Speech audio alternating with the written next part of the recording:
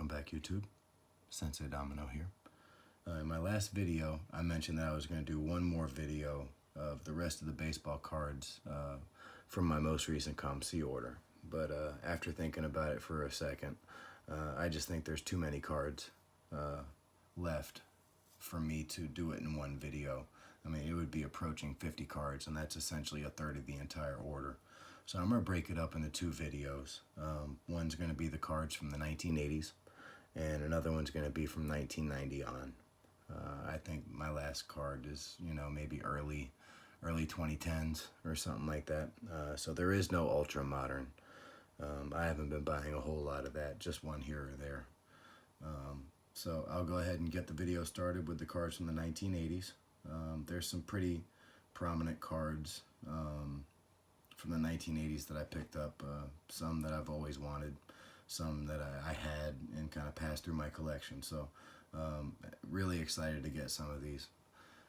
I will start with 1982 Topps Cal Ripken Jr. rookie. Pretty nicely centered, pretty sharp. So happy to pick this up. This might be a candidate to get graded. I'll have to look at it with a jeweler's loupe or something like that and double check it. But super nice anyway. Next we have 1983 Topps Tony Gwynn. So I now have the Topps Donruss Fleer Tony Gwynn rookie cards. I mean, I guess if I wanted to get the O-Peachy, or I'm not even sure if there's a leaf, but if there's a leaf, I might pick that up as well. I kind of finished the Tony Gwynn rookie run. Huge Tony Gwynn fan. I'm not sure if this is a grade candidate just based on the centering, but it's still a super sharp, really nice card. And excited to add it to the collection. And with that, I also picked up the Wade Boggs rookie card. Was a huge fan of Wade Boggs growing up. And I'm not sure I ever had this card. I had his Donruss and his Fleer, but I don't think I ever had his Topps. So kind of excited to pick this card up.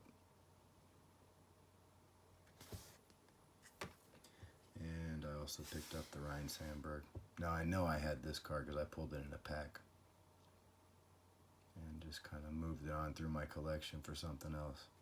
So happy to pick it back up. Watched a lot of Chicago Cubs games on WGN growing up. And Ryan Sandberg was probably one of my favorite players, even though I didn't realize it. Next, we move on to 1984 and a Darrell Strawberry rookie card. This is another card I pulled in the pack and just went passing through my collection. He was a really popular player in the mid to late 80s. But his personal problems sort of derailed his career, but he was still a heck of an athlete. And more than happy to add this rookie card to the collection. I mean, I guess technically it's not a rookie since he's got an 83 Topps, but I still consider it his rookie. Here's a 1985 Topps Mark Maguire rookie. I've had this card many times in my collection. The last time I had it, since I was collecting in 1998, I actually sold it at the peak of the home run chase. And so I think I got over $100 for it. So I picked this up for a little less than 10 bucks. So that was a smart decision on my part. Happy to get it back to the collection, though. I was a pretty big Mark Maguire fan.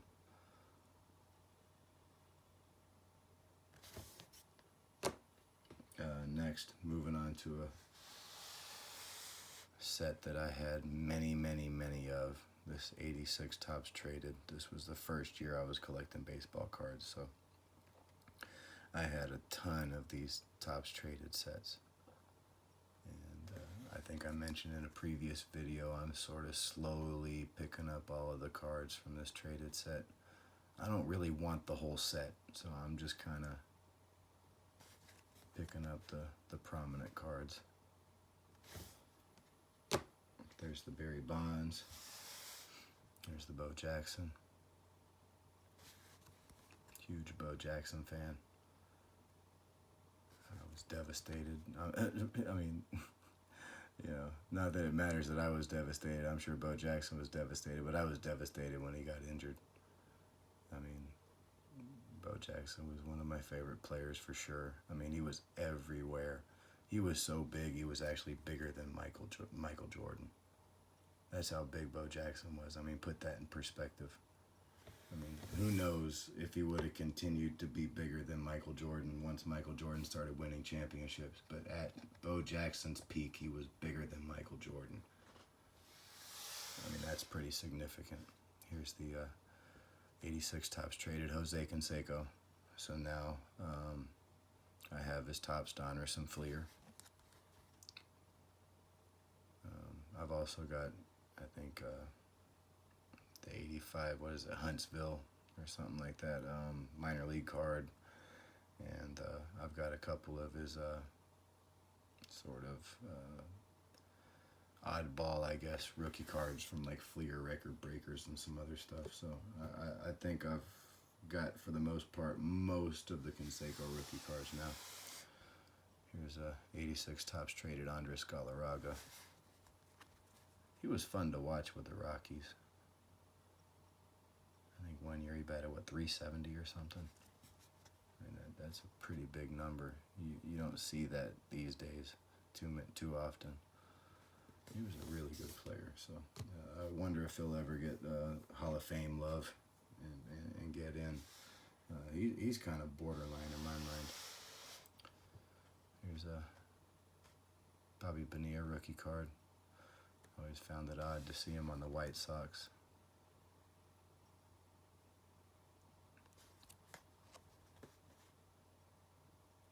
I know everybody knows about the New York Mets paying Bobby Bonilla every, what is it, July 1st, $1 million. And they'll still be paying him, I think, until 2030 or something like that. That is the best contract in the history of sports. Whoever negotiated that for Bonilla was an absolute genius. And moving on to the 86 Fleer update. Here's the Barry Bonds. I never had this set, so these are kind of the first time these cards are in my collection. This is really nice. I didn't realize how nice this card was, or I probably would have bought it when I was younger. Here's the Will Clark. I already have his Topps traded, so I'm just adding his Fleer. Former Ranger, pretty big fan of Will Clark. I think he was on the first Rangers teams to make the playoffs, even though they got swept by the Yankees. Or they might have won one game in 3 series or something like that. Here's the Ruben Sierra rookie. He was a fun player to watch when he was with the Rangers. He probably should have won the MVP in, what was it, 89? I think he finished second. Don't remember who won, but I think he probably should have won it that year. He was on fire that year. Here's the 87 Fleer update, Greg Maddux rookie. I never owned this card either, but I had a bunch of his Donruss Raider rookies. So I wanted to pick this up. I want to pick up his glossy as well. This card right here, this is a card I always wanted and never got it. And now I have it. And you know what I'm going to show. The 89 Upper Deck Ken Griffey Jr. rookie card. This is possible because of the tax return. Such an iconic card. I have multiple of his Donruss. I have multiple of his Fleer. I have multiple of his Bowman. I've got his Topps traded. I never had his Upper Deck rookie card. I'm super excited to get this card, I can't tell you. And I made sure I got one in really nice shape. I will get this graded. I don't care if it comes back an 8. I don't care if it comes back a 9. I'm getting it graded. And this card is staying in my collection. Griffey Jr. was probably one of my favorite players in any sport growing up. I mean, it was so easy to cheer for. He was always happy, and he was just an unbelievable player, offensively, defensively. No steroid taint, you know, going further on into his career. I mean, he's just one of the best. One of the best of our generation. Super excited to get that card, I can't tell you. Here is a 89 Upper Deck John Smoltz rookie.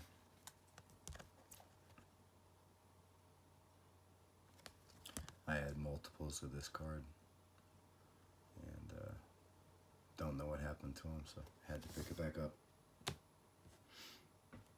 Here is the Gary Sheffield rookie card.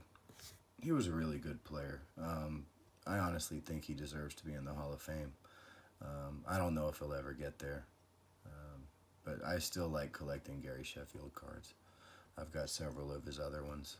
I didn't have any of his Upper Deck rookie, so wanted to pick this up. This is the shortstop right side up. I'll probably get the one upside down, but haven't done so as of yet. I remember the year, I think it was 1992 or something, he had just joined the Padres, and you know, pretty much the entire year he was flirting with the Triple Crown. That kind of solidified Gary Sheffield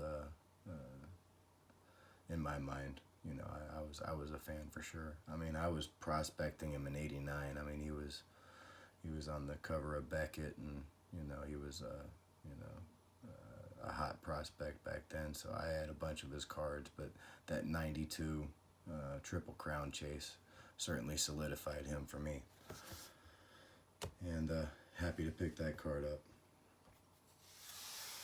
This card is a really nice card to have. Unfortunately, this copy is damaged. So this is one of the cards that I reported to COMC. This is supposed to be near mint or better, and on the back there's a crease. I don't think you're going to be able to see it with this white border, but there's a crease right here, a full-on crease, and so I mentioned it to him, took a picture of it, and sent it to him, and they agreed, and they credited me the money, and I used the money to buy another one. And it'll get here, and hopefully it'll be in better shape. I know I got it with better centering than this one, because I was purposely looking for one that was a little better centering-wise. But Randy Johnson, what can you say about the big unit? I mean, he was the most dominant pitcher, you know, in baseball. You know, I mean, I know Pedro Martinez had a nice 5-6 year run of absolute dominance, but I still give the edge to Randy Johnson. I mean, he was probably the most dominant pitcher, you know, of this era. I remember the All-Star game when John Kruk just absolutely looked like a fool facing this guy, turned his batting helmet backwards. It was hysterical. I mean, that's the type of pitcher Randy Johnson was, and you have to have this rookie card in your collection, and probably the Fleer one with the Marlboro sign. So I might be looking to get that one here in the future for sure. Anyway, that's all the cards from the 1980s. I will do one more video from 1990 on. Until then, thanks for watching this video, and I'll talk to you again soon.